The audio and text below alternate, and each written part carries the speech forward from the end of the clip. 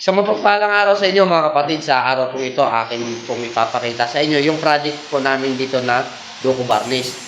So, sa mga nagsisimula po lang po na mag-aral sa pagduduko varnish, makakatulong po ang video ito. Disclaimer, ang video pong ito ay hindi po para sa magagaling. Kasi pag magagaling, magulo kayo eh. Ayaw nyo magpatalo eh. Para lang po to sa mga nagsisimula. Pero bago tayo magsimula, intro na natin.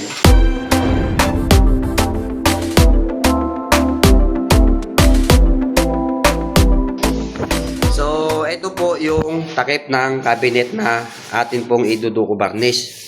So bali dito po may sample. Ito po yung dati pong ginawa dun sa kabilang unit. Yan po yung sample na pinapagaya ni owner. Ngayon, para magka-idea po kayo kung bakit tinawag siyang duko varnish, kasi kailangan mo muna siyang iduko. Ngayon, pag naduko mo na siya, saka mo na siya babarnisin sa kulay at design na gusto ng nagpapagawa o sa gusto ng gumagawa. So ayan. So ito, ang unang proseso, ito na, naduko na po siya. So ito, papakita ko sa inyo. Ayan, si Ian na naman. So kung inyong makikita, medyo light siya, no? Kasi nga po, yung hinahanap natin dito ay dark. So mas dark dito. So ngayon, pag natapos na po siya, ganito po ang magiging kulay niya sa pangalawang patong. So tip po, basahan lang po ang gamit dito sa ganitong proseso. Ngayon, dahil nga po minsan yung basahan, yung haspe ng basahan ay medyo malalaki para medyo pumino kagaya nito. So kailangan mo siyang padaanan ng brush, no? Huwag mong didiinan. Tapos ay tip ko lang po, pag kayo po ay nagliliha, no, ng mga ganitong klase ng pagpipintura, pagbabarnish. So, dapat po ninyong malaman kung saan papunta ang haspe. So, eto, halimbawa, ang haspe niya papunta ron. So, ang liha po ninyo, pag ganun din. No?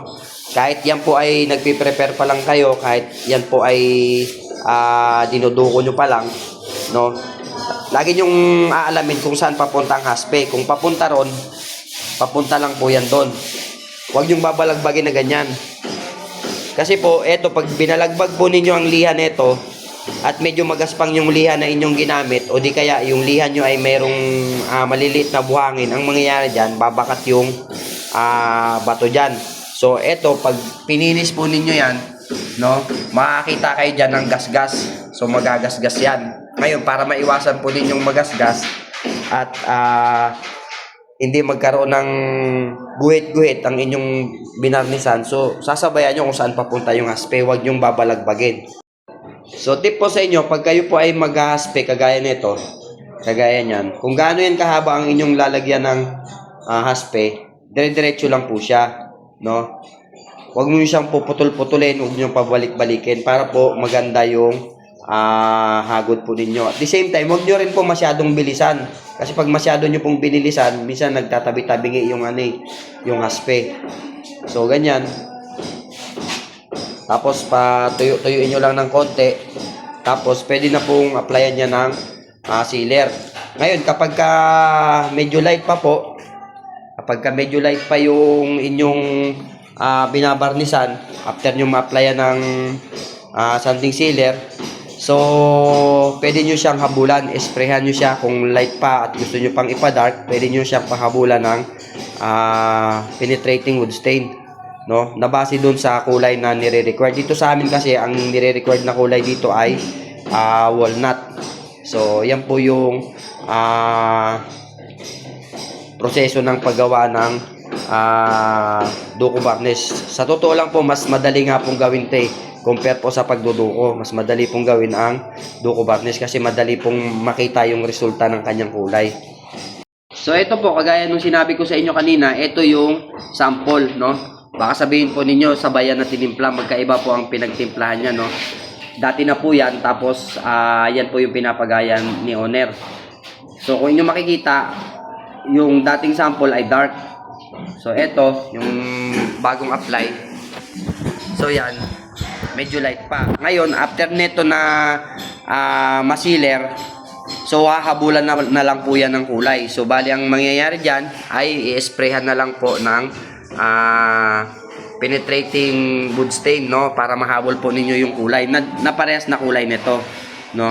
Walnut pa rin po, kaya lang medyo ida-dark.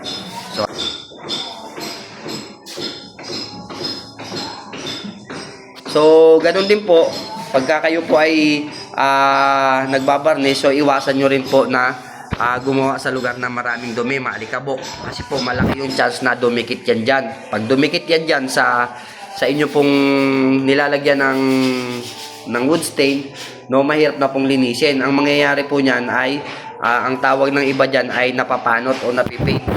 Yan, no, pagaya nyan, yan kung inyong makikita, oh. Ganyan po ang mangyayari dyan kapag nilinis nyo po yan ng basa pa yung wood stain sa kahoy. So kung makikita ninyo, no, parang may paltos, ayan, no. So dapat lagi pong malinis yung area ninyo pag kayo po ay nagbabarnish. So kung inyo pong makikita, no, parang hindi po siya plywood, parang solid wood yung kanyang aspect. Parang tabla, no. Ayan, no. So pwede rin pong gawin yung mga ganyan sa mga baitang, no? Sa mga baitang maganda pong ganyan na design. Tapos sa mga gabay, basta sa mga kahoy po na na parte ng inyong bahay. So maganda po yung ganyang design. So ngayon, application na po ng sanding sealer. No? Ang purpose naman po niyan para po yung inyong nilagay na wood stain ay maipit, no, para hindi na po matanggal o di po kaya mabura yung mga kanyang haspe. So pag tuyo po ng sanding sealer, as is na po yung kulay niya, no, hindi na po siya matatanggal o mabubura. So yan po ang isa sa gamit ng sanding sealer.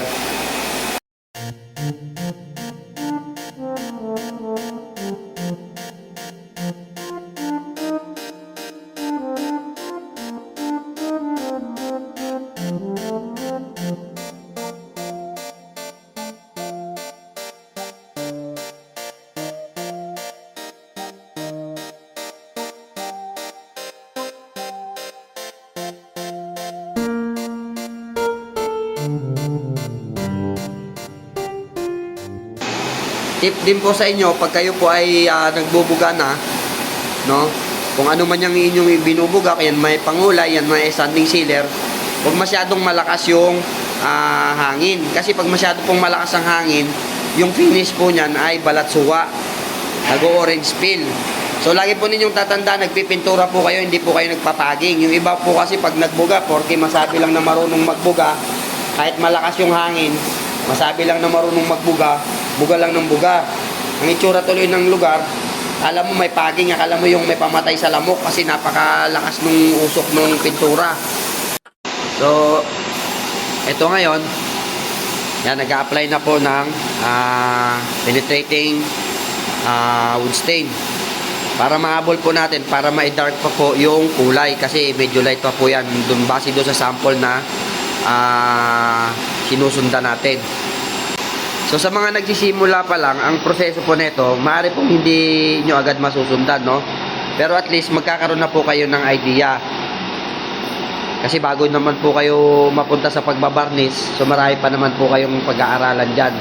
So at least, pagdating sa point na kayo na po ay magbabarnish, at least may idea po kayo, no?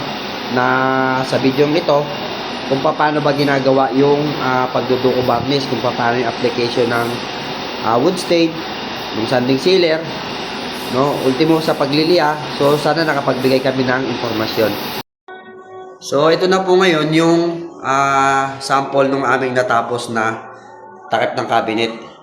So ayan na po siya. So marami po yan. Ito naman yung mga pinto, no. Yung mga pinto namin medyo dark eh. Pero yung cabinet namin ganito siya. Ganito ang kulay. So muli mga kapatid, maraming salamat sa patuloy niyo pong pagsama sa aming video. Dalangin po namin na ang video pong ito ay nakapagbigay sa inyo ng kaalaman at inspirasyon, lalong-lalo na sa paggawa ng duko varnish. Sa muli, maraming salamat. Ito po si Judrius. Thank you and God bless.